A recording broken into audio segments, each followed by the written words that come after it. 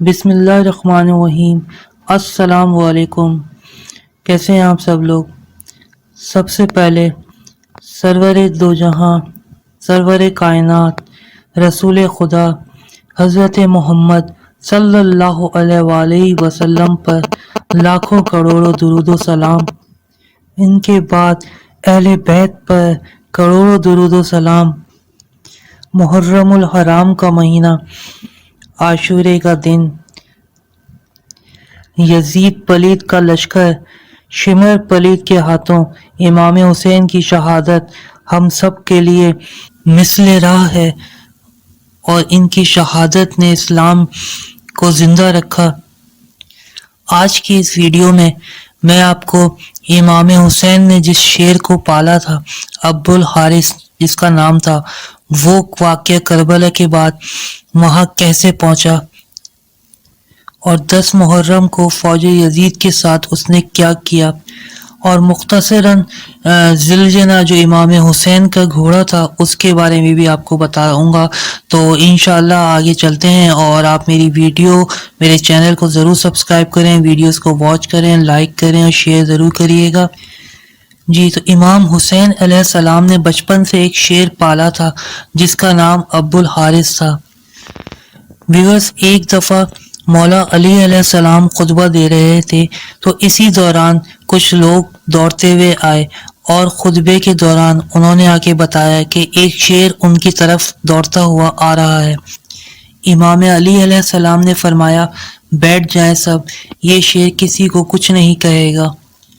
और जब वो शेर दौड़ता हुआ पहुंचा तो सीधा इमाम अली अलैहिस्सलाम के कदमों में आकर बैठ गया और बैठते ही अपना छोटा बच्चा मौला अली सलाम की खिदमत में पेश किया और कहा कि मैं इस बच्चे का बाप नहीं, माँ हूँ और बाप जो है वो मर चुका। वो शेरनी मौला अली अलैहिस्सलाम से हम कलाम हुई और कहा कि ये मेरा बच्चा सिर्फ आपके पास ही महफूज रह सकता है। मौला अली अलैहिस्सलाम ने उसका बच्चा लिया और उस शेरनी को मुतमईन करके वापस भेज दिया कि इसकी कफालत और इसकी जिम्मेदारी मैं अपने बेटे इमाम हुसैन अलैहिस्सलाम के सुपुर्द कर दूंगा। और जब वो शेरनी चली गई तो मौला अली अलैहिस्सलाम ने इमाम हुसैन को बुलाया और बच्चे को उनके सुपुर्द किया। इमाम हुसैन ने उसको गोद में उठाया और उस बच्चे को नाम अब्दुल हारिस का नाम दिया। इमाम हुसैन अलैहिस्सलाम ने उस शेर के बच्चे को पाला, बड़ा किया और जहाँ वो जाते वहाँ उनके साथ होता। इस कदर दोस्ती हो गई थी कि हर जगह उनके साथ रहने लगा। लेकिन जब वो बड़ा हो गया तो अरब के कुछ लोगों ने अली अलैहिस्सलाम के पास आए और उनसे फरमाया कि अब हमें इससे खौफ आता है, ये बड़ा हो चुका है।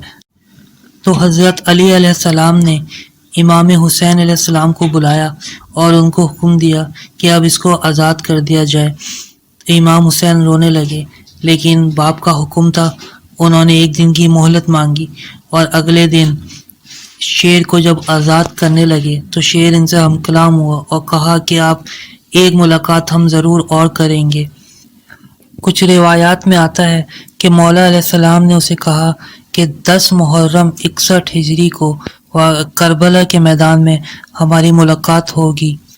मेरी 4 साल की बेटी सकीना तुम्हें आवाज़ देगी या फिर हमारी अम्मा फिजा तुम्हें आवाज़ देंगी, तो तुम उस वक्त वहाँ आ जाना। व्यूअर्स, आज भी करबला में वो मकाम मौजूद है जहाँ बीबी फिजा ने खड़े होकर अब्दुल हारिस को आवाज़ दी थी। शेर अब्दुल हारिस इमाम हुसैन अलैहिस्सलाम के पास से रुखसत होकर मदीना से मुल्क इराक चला गया।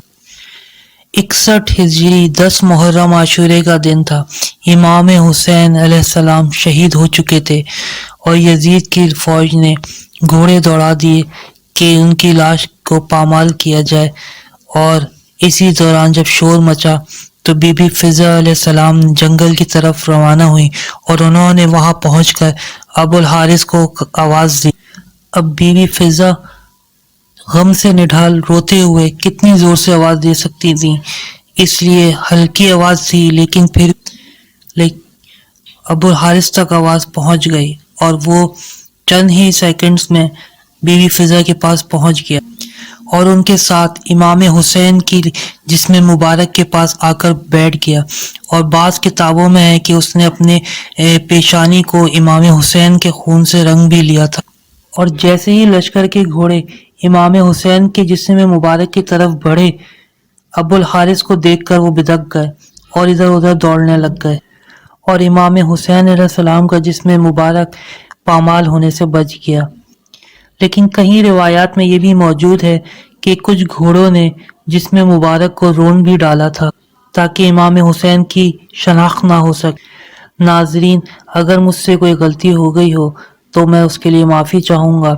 اس کے بعد میں آپ کو امام حسین علیہ السلام کے گھوڑے کے بارے میں بتاؤں گا مختصراً کہ اس گھوڑے کا نام زلجنہ تھا، اور ایران کے بادشاہ نے ہمارے نبی حضور کریم صلی اللہ علیہ وآلہ وسلم کو تحفے میں پیش کیا تھا، اور یہ ہمارے نبی کریم صلی اللہ علیہ وآلہ وسلم کی شان تھی کہ وہ جس گھوڑے پر بیٹھ جایا کرتے تھے اس کی عمر بڑھ جایا کرتی تھی، اور اسی لیے اتنے سال گزر جانے کے باوجود یہ گھوڑا کربلا کے میدان میں صحت مند اور چاق و چوبند تھا، اور کسی بھی جنگ میں یہ گھوڑا جب بھاگ رہا ہوتا تھا تو ایسا لگتا تھا کہ یہ گھوڑا بھاگ نہیں رہا بلکہ اڑ رہا ہے۔ اسی لیے اسے زلجنہ یعنی دو پروں والا گھوڑا کہا جاتا تھا۔ ایک مرتبہ امام حسین علیہ السلام اپنے نانا نبی کریم صلی اللہ علیہ وآلہ وسلم کے پاس تشریف لائے تو آپ صلی اللہ علیہ وآلہ وسلم اس گھوڑے کے پاس موجود تھے، اور وہاں کچھ صحابی بھی تھے۔ آپ صلی اللہ علیہ وآلہ وسلم بہت خوش ہوئے اور انہوں نے امام حسین علیہ السلام سے کہا کہ کیا تم اس گھوڑے پر بیٹھنا چاہو گے؟ تو امام حسین نے کہا جی ہاں نانا۔ یہ جواب گھوڑے زلجنہ نے بھی سن لیا، اور وہ فوراً امام حسین کے پاس آ کر بیٹھ گیا تاکہ وہ آرام سے سوار ہو سکیں۔ پھر امام حسین علیہ السلام آسانی سے اس گھوڑے پر سوار ہوئے اور اس گھوڑے کی سواری بھی کی۔ یہ دیکھ کر آقا دو جہاں صلی اللہ علیہ وآلہ وسلم کی آنکھوں میں آنسو آ گئے، اور انہوں نے کہا کہ بیٹا، یہ وہی گھوڑا ہے جو عاشورے 10 محرم کے دن تمہاری مدد کرے گا۔ کربلا کے میدان میں زلجنہ نے امام حسین سے وہ محبت کری، وہ وفا کری کہ آج کے دور میں انسان تو سوچ بھی نہیں سکتے۔ ویورز، زلجنہ کے بارے میں یہ بہت مشہور ہے، بہت ساری روایات میں ہے، کتابوں میں ہے کہ جب لشکر یزید نے امام حسین علیہ السلام کا پانی بند کیا تو زلجنہ کو کئی بار موقع پانی پینے کا ملا، لیکن زلجنہ نے پانی نہیں پیا۔ 10 محرم کو امام حسین علیہ السلام جب گھوڑے سے نیچے گرے تو زلجنہ نے اپنی پیٹھ کے اوپر کئی نیزے کھائے، کئی تیر کھائے، اور آپ علیہ السلام کے سامنے ڈھال بن کر کھڑا ہو گیا۔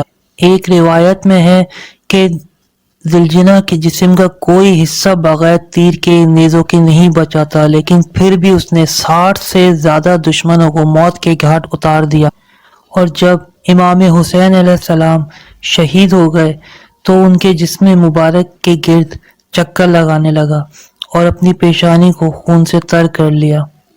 عمر سعد کی نظر جب اس گھوڑے پر پڑی تو انہوں نے کہا کہ اس گھوڑے کو میرے پاس لایا جائے، یہ حضور صلی اللہ علیہ وسلم کے گھوڑوں میں سے بہترین گھوڑا ہے۔